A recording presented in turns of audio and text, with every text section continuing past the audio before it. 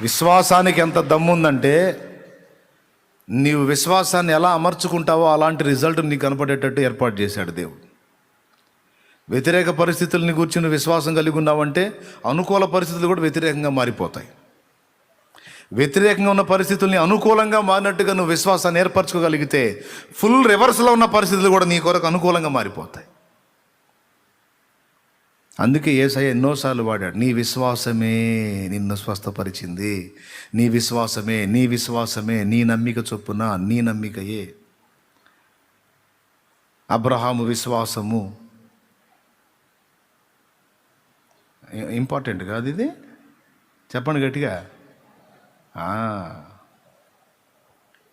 కాబట్టి నానా బాధల చేత నలిగిపోతున్న వారలారా, నిరీక్షణ ఉంది మనకి.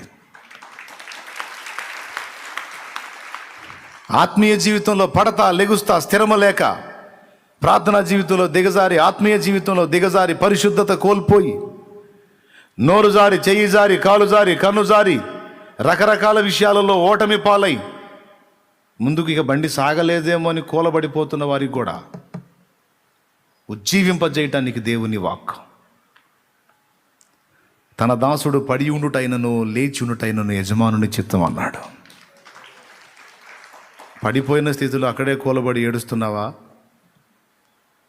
ఏడు. అయితే యేసయ్యా అని ఏడు. ఆయన బలమైన బాహు నీ దగ్గరికి వచ్చి నిన్ను పైకి లేపుతుంది.